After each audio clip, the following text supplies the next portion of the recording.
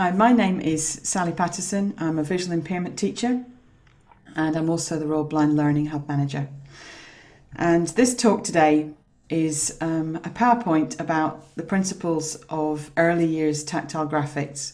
It's about teaching young children how to find information using their hands.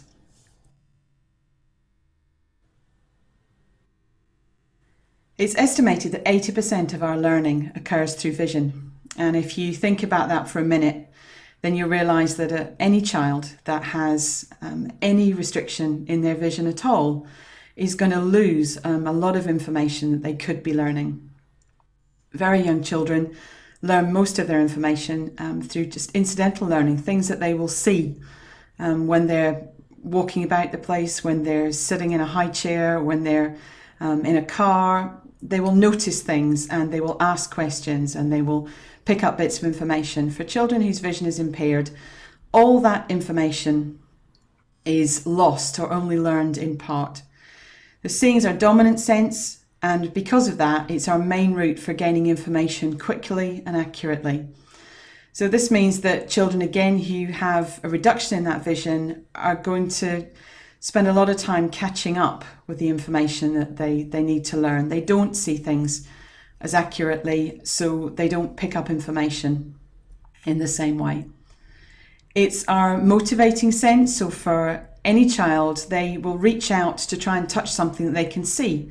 If they don't know that there's anything there, then they're not going to explore because they can't see something that they want to try and reach for. In the same way, it directs our exploring. And so for children who don't know that there's something in the distance to go and find, then have just reduced information coming to them because they don't go and explore to find something to look at. Children who are blind or live with severe visual impairment need concrete visual experiences, which really means they need hands-on activities. They need objects and experiences brought to them early in life to help them reach their cognitive potential, to help them understand the world around them.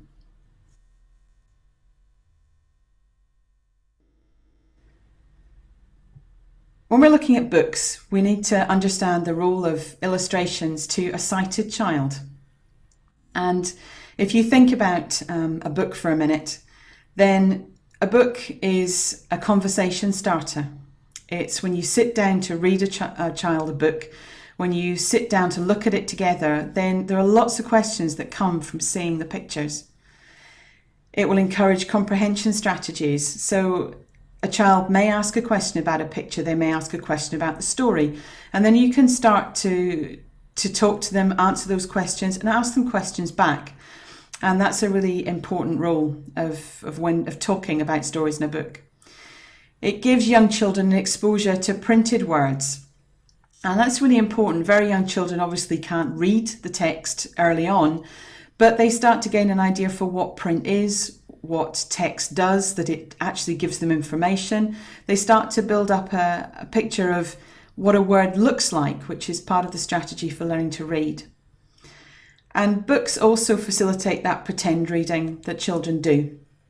When they start to learn a familiar story, then the picture for them acts as a prompt to what stage of the story they're at. And so they can read. They feel like they're reading to you. You know they're not actually reading all the words, but they are using the pictures as cues to start building up those skills.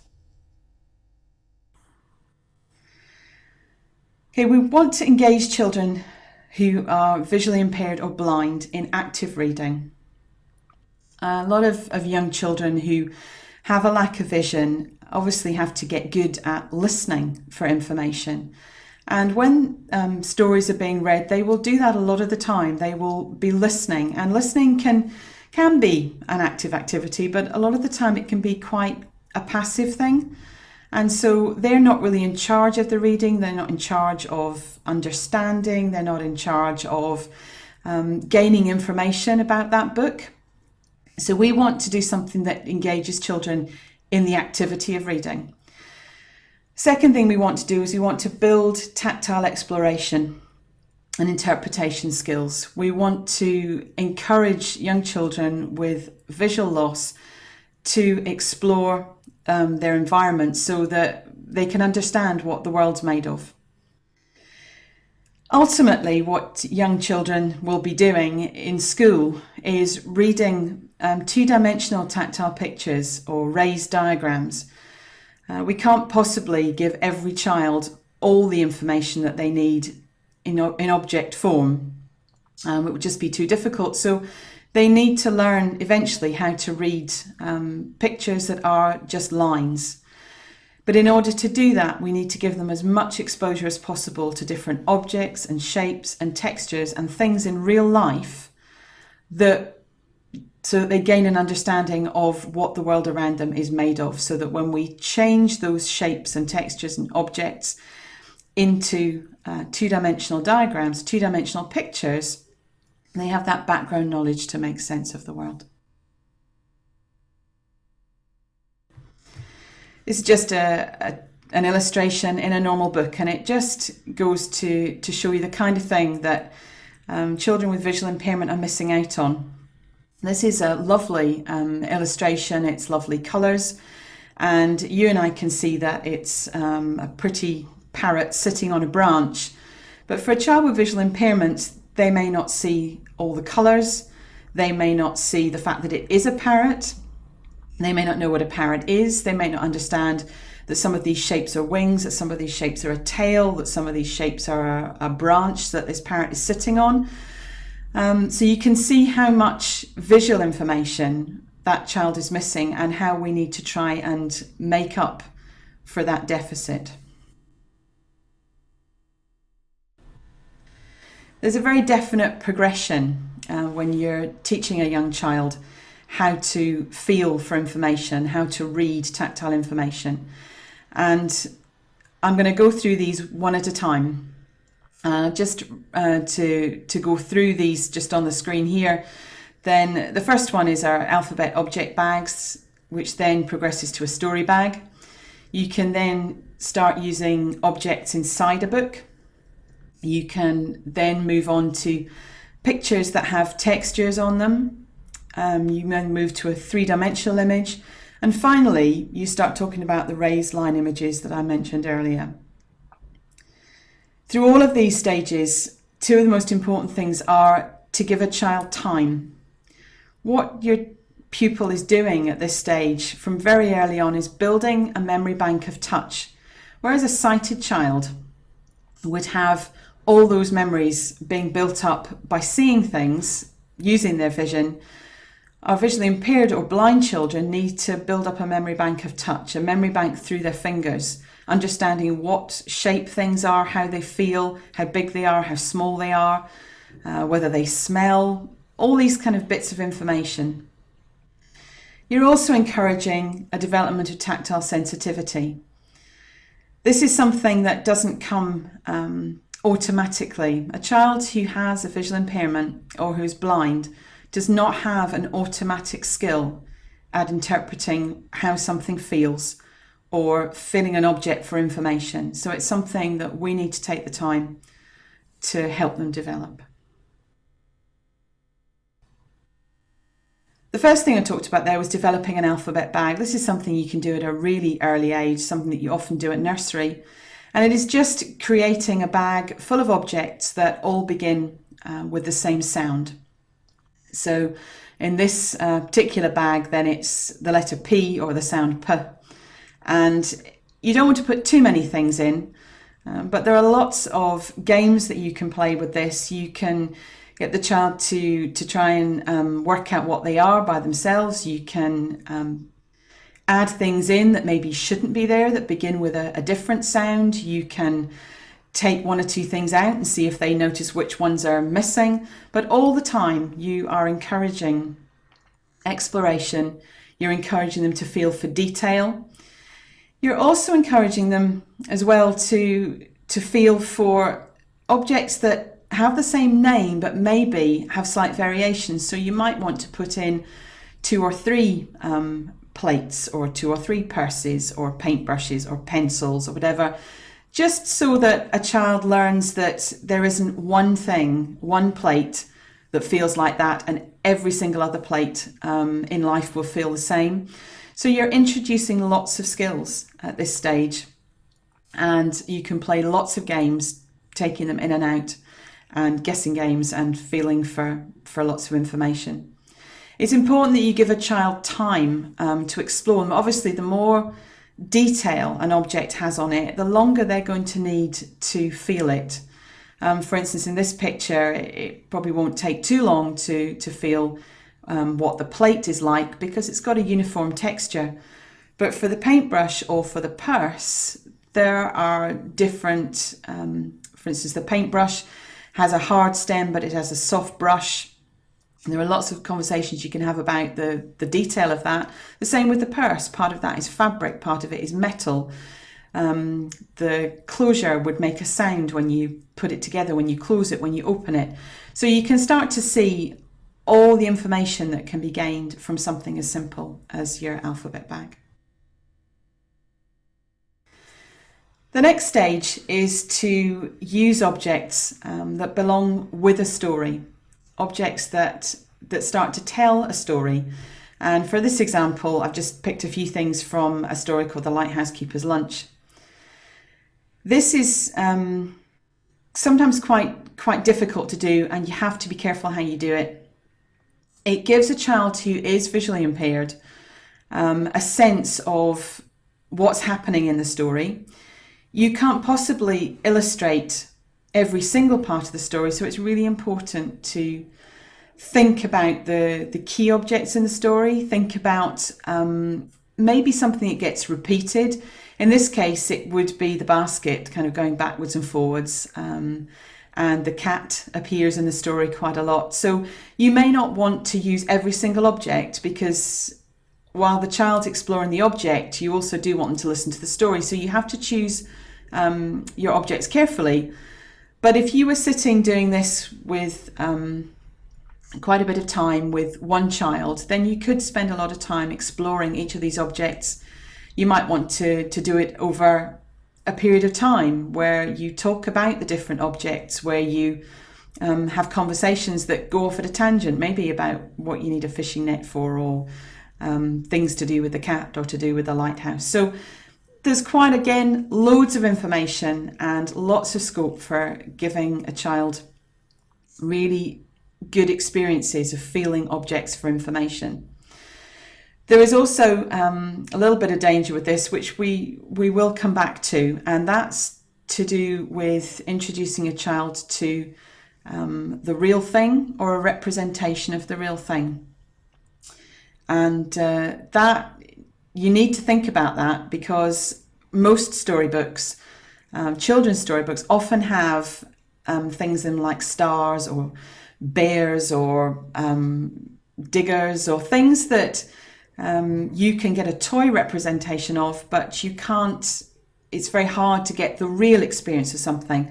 So we'll talk about that a little bit later on, but yeah, just to be aware that try and choose books that have objects in that you can actually show them the real thing. You can show them something that is size appropriate and is maybe not just a small model of a much bigger thing, or a stuffed animal when you want them to have that experience of the real animal. Okay, the next stage that we go to is having encouraged a child to feel an object for information, to feel characteristics about that object, to understand it. We've then put those objects, related those to a story. The next stage is to actually put those objects within a book.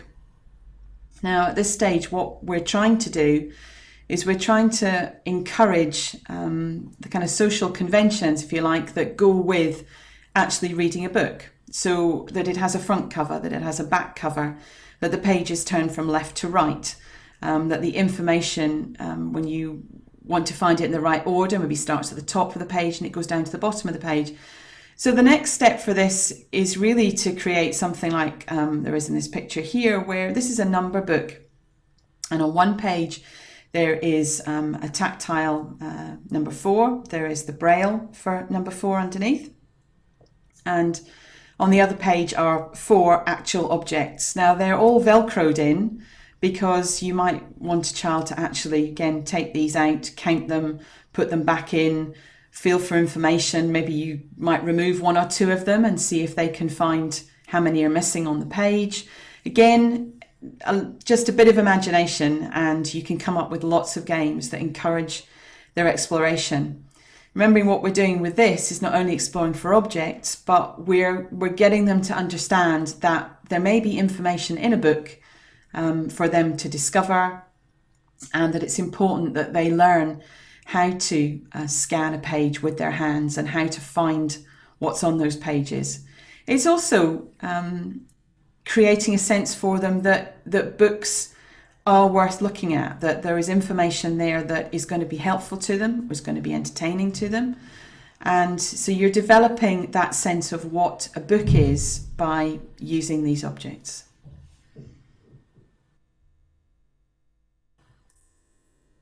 The next stage then, we've looked at exploring objects in themselves. We've looked at objects that belong to a particular story. We've introduced a book, and now the next stage really is to move from using objects all the time to using textures. Now, this is just a very kind of simple example of using a well-known book that you often find that young children really like, and putting textures on parts of the story. Now, I mentioned earlier about the issues of representation of something versus the real thing. Clearly, the caterpillar on the front of the book is not the same as a caterpillar would feel. If you're feeling brave, you could always try and find yourself a real caterpillar and let a child experience what that might be like on their hand. But when you move to this stage, you are teaching that in order to understand the picture in the book, you're just going to use textures that represent what that object is. So on the page you can see the egg, although it's not particularly easy to see, it is actually a raised kind of bump on the leaf, and the little bit of corrugated card that is on the tree is obviously representing the bark. And before you get to this stage, then it would be great if your children had actually gone and felt the bark of a tree, and whereas obviously corrugated card is not quite the same, it's starting to build up a pattern for them of trading the real object for something that for this purpose, for this book, means the real object, and they start to tell the story through textures. There are lots of other places in the book, later on in the book, where the caterpillar is represented by some fluffy pipe cleaner, and that becomes a pattern through the book. So I haven't actually covered every single part of the book in a tactile illustration, tactile signifier, because if you do too many, the other problem is that you get a child that is quite confused, and if they are just learning how to feel for tactile information, you don't want to overload them. And for a book like this, on each page, every time the caterpillar appeared, then they're searching for the caterpillar, and it feels the same. It's the same piece of pipe cleaner. And so something like that with one or two other incidental textures will just give them a reason each time to explore the page and see what they can find and what they can understand about the story and about the picture on the page from what they can feel. The next stage is to use a book that has kind of like 3D images imprinted on the page. Now these tend to be sort of more commercially produced, and obviously on this page we have got very nice kind of 3D imprints, if you like, of biscuits. So we've moved from actually having all the biscuits or all the things to hold in our hand to asking a child to explore something that is almost the object but not quite. So they can't pick it up and hold it in their hand, but the markings on it and the textures of them are the same. So these are really useful books for trying to make that transition between the real object and between textures and, again, reading for information.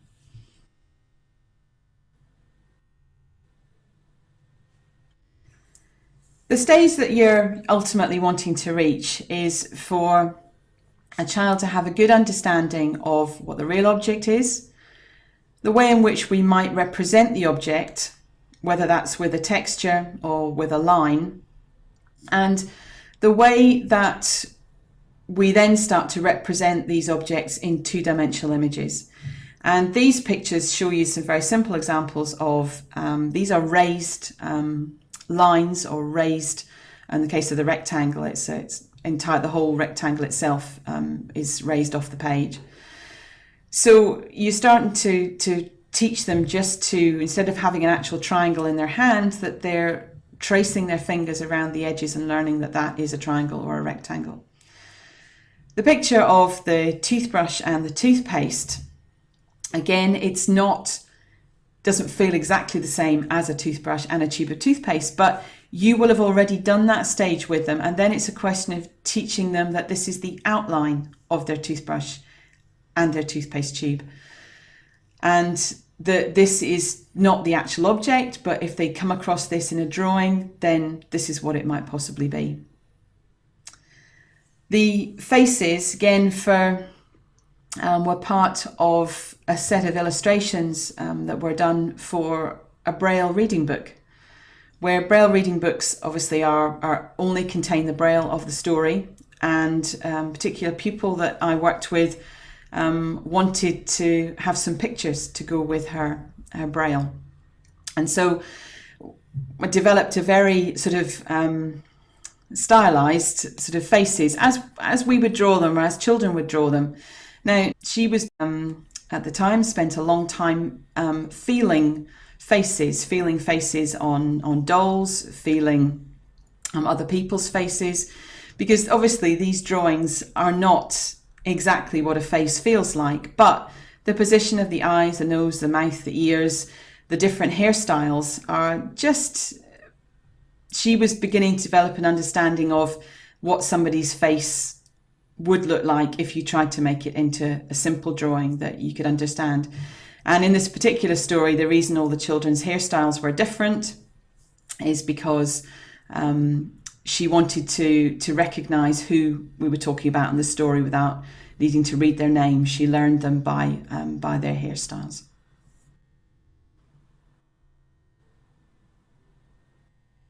Okay, so the role of tactile illustrations, we're providing touch information.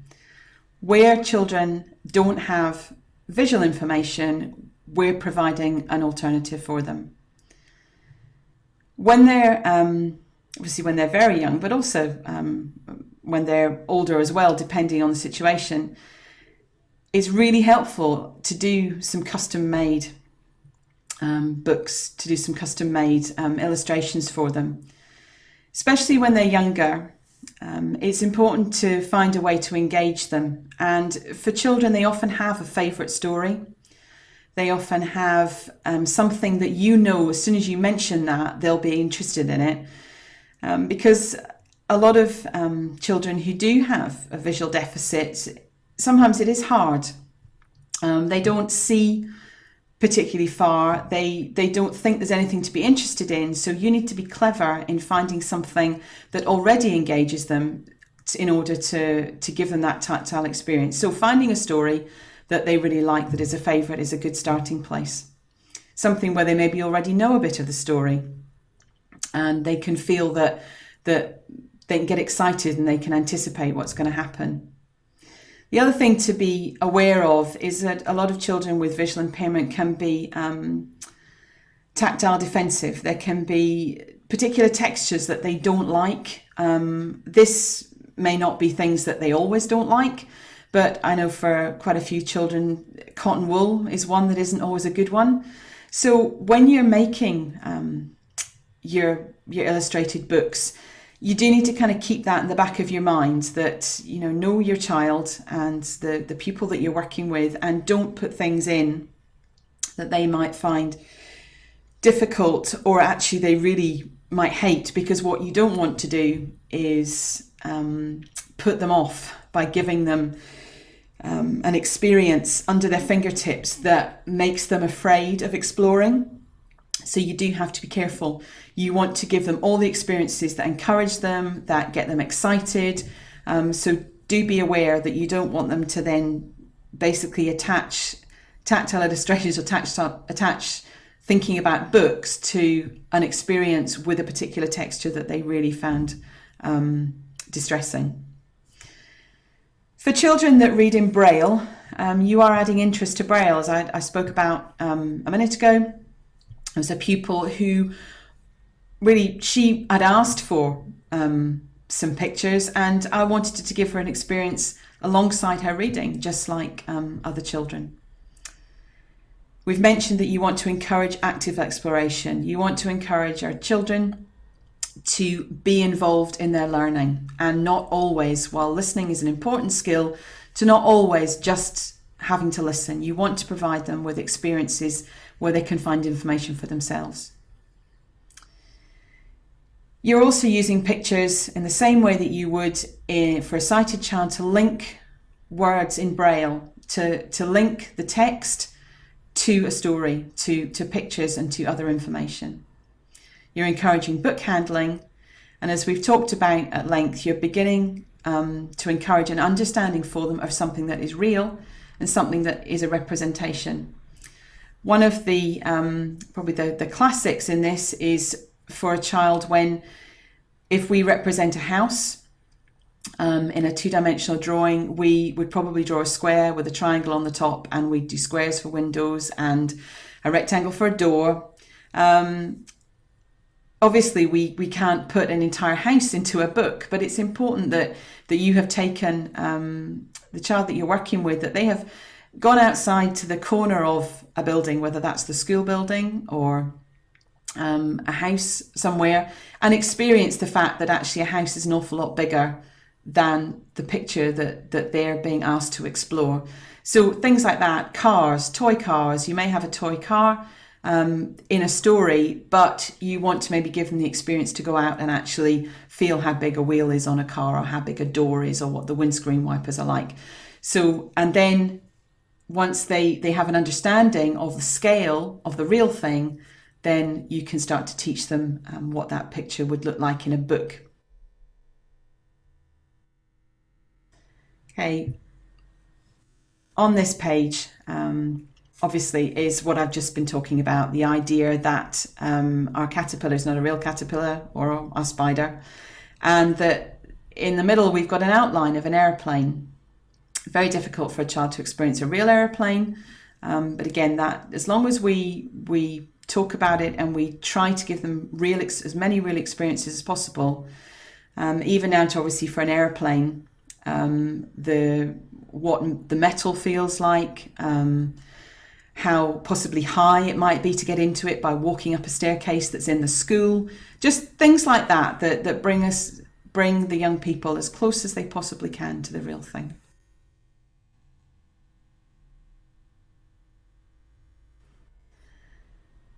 It's important to remember that in this progression, you are moving from encouraging a child to explore with their whole hands, and in fact, in some cases, their bodies, if you get them to kind of wrap themselves around the edge of a building or lie on the floor to see how long something is or how big something is.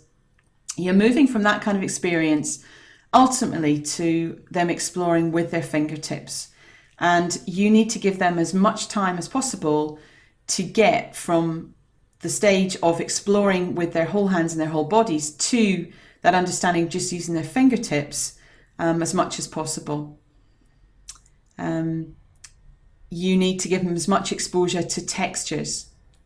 It doesn't matter how many things you can come up with, but you want to give them things that are real, like plants and foods in particular. You want to give them metal. You want to give them things that are shiny, things that are rough, things that are smooth, as many different experiences as you can. You need to give them as much information on the size of real objects as we've just spoken about. And you can also obviously introduce the smaller object at the same time, or if you feel that that's appropriate for them, depends on the child and depends on their level of understanding. It's important as well, as we said with the plane, there to get an idea of a spatial relationship. It's quite hard to give them the experience of going on a plane in the classroom, but you could use walking up the stairs. You can open and shut doors. You can feel the size of doors that would relate to somewhere else. You can take them and support them exploring a real car. Ultimately, the better you design these experiences, the better the ability there is for a child to read. So good design is going to lead to better experiences, which is going to lead to your child being able to read these tactile illustrations more clearly. I said earlier as well, but it bears repeating, that learning to interpret tactile illustrations is not an automatic skill. It really requires repeated practice and also support. It really isn't one of those things where you can just show them how to do it once and then assume that every object you give them after that, they're going to find a way to explore that gives them information. For instance, you might have given them quite small objects, something that they can actually hold in their hands. And if you think, for example, of giving them a belt to explore, they may have no understanding of how long a belt is. So their hands may stay in one place. And so it's really important that they have adult support when they're learning these skills to know that they need to see how far something is, how long something is, and to use their search techniques as well as they possibly can. And that really does need adult support and sometimes adult intervention to ask them questions to support that exploration. It's also important to remember that there are challenges and limitations. A tactile illustration, no matter how good we make it, can never be as complete as a scene picture or understood as instantly or as fully. I think this is very, very important to remember. Just replacing a picture that a sighted child would have with an object or with a two-dimensional picture doesn't mean that they have instant understanding. And I think something we have to think about as practitioners is we need to be really patient and really think about how we support that child. We are seeing an object with our eyes that they are only seeing with their hands, or they are only partially seeing. And it takes time and support for them to understand what's in their hands. But ultimately, especially if our child is blind, they aren't ever going to have the understanding of what that object is in the same way that we would have as we're sighted. Tactile illustration isn't the same as a visual picture, as I've just said, and a child's viewing is limited to the space under their fingertips. So again, whereas it's important that they explore as many things as possible, you need to remember as you're refining these techniques that really you need to keep things not so small that they can't feel the detail, but you need to remember that the more there is to explore, the longer it's going to take them. And in the same way, the larger the object, the more detail may get lost. So we have to think really carefully about the detail that we put into a tactile illustration, whether that's a texture illustration or a two-dimensional illustration, because if they have a lot of information covering, for instance, the space of an A4 page, they may miss bits of detail. And it's up to you not only to teach them good scanning and good use of their hands when they're feeling for information, but also to really think about the detail that you are putting in. Think about putting the things that they really need to know about. Remember too that three-dimensional feels very different to two-dimensional. And we have talked about this already, but again, it takes a long time to go from the feeling of something that is three-dimensional to a two-dimensional line and what that line actually means. Probably one of the best examples that I had ever heard was asking a young person one time to draw a bus, and everybody was doing this activity, and the child that who was blind, I think, drew a horizontal line and a vertical line.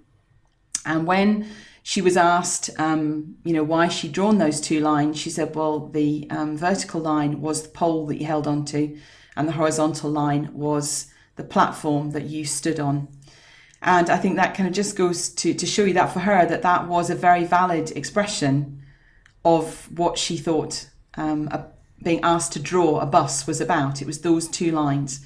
So you have to keep these things in your head all the time, that if you just put two lines on a page to her, that is possibly what she would think of. So you have to be really conscious of teaching the skills to go from something that's three-dimensional to two-dimensional. Alongside this goes the importance of context. And if we are to just draw a circle as a raised line, you need to remember things like that could represent a plate, it could represent a biscuit, it could represent a ball, it could represent the sun. So context when you are doing two-dimensional drawings is important, that you spend the time making sure that your pupil understands what it is you're talking about today. So when they come across these tactile illustrations, that they're not mistaking them for something that they're not. Something else that we really need to think about here is the balance of information that is being gained versus the time it takes to produce it. This is always going to be quite a difficult balance. It's important wherever possible to give a blind and visually impaired child the experience of having something in their hands, of something that is a tactile experience. But making these tactile experiences is extremely time consuming, and sometimes, especially I think later on, maybe in primary school, that it can take maybe half an hour or maybe more than that, half an hour, maybe to several hours to make something, the tactile illustration that they need to access for a particular subject. But the actual time that that's being used for in class could really be minutes. Now, sometimes it will be that it just doesn't warrant the amount of time spent producing something for the information that they need to get out of it. And it may be that a description of it, that reading an explanation of it, the particular task is enough. But I would always caution that wouldn't say that you'd ever want that to be the main way for a child to experience their learning. As many times as possible, you want to give them something that is tactile and that is concrete for them. So just putting that in there is something that, yes, because I've done it, I appreciate that making tactile illustrations takes a lot of time and a lot of effort and a lot of thinking about how something's presented, not just actually physically presenting it. So there are times when it will be necessary for a child to read that information, but I would still advocate that as far as possible that you provide a tactile experience for them. This picture here just illustrates what we were talking again about context. It gives you the idea that here we have four things that could all be represented by a circle, and how important it is to make sure that your pupil you're working with understands the subject that you're dealing with.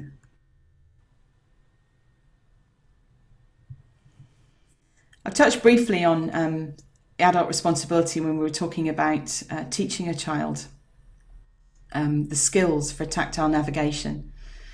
And it is important that when they're learning these skills, and even once they are a bit older and they do know most of what they're doing, it's still important to be aware that you don't just kind of give them something and leave them to it. Or at least, even if you feel confident that they know how to explore something, that you do kind of check in with them about what it is they've learned and what information they think they've gained. So there is quite a lot of adult responsibility in teaching this. You really want to, with your pupil, determine previous knowledge and experience. Clearly, if a child has had a lot of tactile experiences from an early age, then you want to work out what those are, and you want to build on those and extend them. You want to be working at an appropriate level for that child, and it isn't just about their age, it's about where their understanding is, it's about what's meaningful to them. Earlier on when I talked about finding a story that they like, not necessarily using one that happens to be in the class or that other children are using. Remembering context, what is being represented, what is the background to what you're doing today. Decluttering, I spoke about that a minute ago, where what information is it you want them to find? Quite often what will happen is that a picture that a sighted child may use may be just reproduced as a tactile drawing. And this often isn't a very good thing to do, because there's often a lot of information in it that is very difficult to read with your hands, but also there's information in there that maybe isn't necessarily important. So really, by decluttering, all I'm saying is that look for the things that you want the child to learn, you want the child to find, and those are the things that you need representing. You don't have to put every single thing that's in the picture for the sighted child in the picture for your visually impaired child. I've talked about supporting their exploration. That may need a lot at the beginning. You learn with the child that you support when it's okay to pull back a bit, when it's okay to let them explore and see what they come up with. But to be aware of what they're doing, so in case they miss something, it's important that you encourage them to go back and to look for that information. And for all of us when we're teaching, it's really important that we reflect on what we've seen, on what we've done today with the child, on what we've worked on, that we adapt if there's something that isn't working, if there's something that we need to think more carefully about how we present to a child. We might need to change something because they're not understanding the way we represent it, the texture that we've used, whatever it is. We need to be aware of that, to change it, to find something that works better with that child, and to move on. Just to recap, just kind of 3 points to remember. It's important that we spend the time developing these skills. It's not a quick job. It really does involve getting to know your child, but giving them the time that they need to explore something as effectively and as usefully as they can. If we're rushing them or we're trying to skim through things, they're going to miss detail. They're also going to learn as well that maybe, I've got to do this quickly. I've got to get through this. I've got to finish it. And then not really take the time to learn the skills properly. They will get faster. They will get quicker. As they build up that memory bank of touch that we were talking about, then they are going to get quicker at recognizing shapes and objects and textures. But we really need to invest that time in them when they're learning, and to also invest the time in encouraging them. Even as they learn those skills and they get proficient, we still need to be there to support them.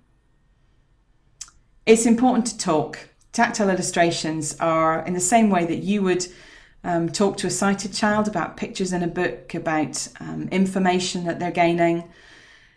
We need to talk, not non-stop chat, because they need assimilation time. They need time to process what they're feeling. But points that are important, asking questions that mean that the child really needs to think about what they're doing, that they maybe just need to take a little bit of time to find out the information that you've asked them for. So resist the temptation to talk all the time through something, through that exploration, through that story. Be led by the child, and if they ask you a question or they want to move on to something different, then take that time to talk to them. But remember, you don't need to give a running commentary of everything, but it's important to explain and to support that learning. To make it fun. If you think about what you would do with a sighted child when you're reading a book, it is fun. It's exciting. You're using silly voices. You're doing that sort of hesitation at the end of a page. You're doing giving that experience of anticipation of what might be on the next page. What might there be to find on the next page? So it's keeping it fun, keeping it an activity that they really want to do.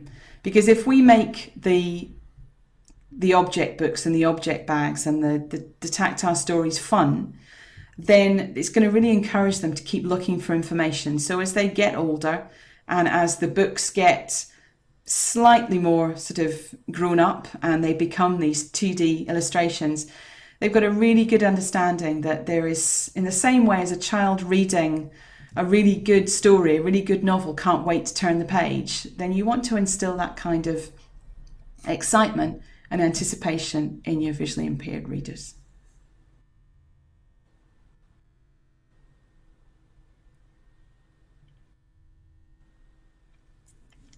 Thank you for watching this today. And if you have any other questions or anything else that you'd like support or information on, then please contact us here at the Royal Blind Learning Hub.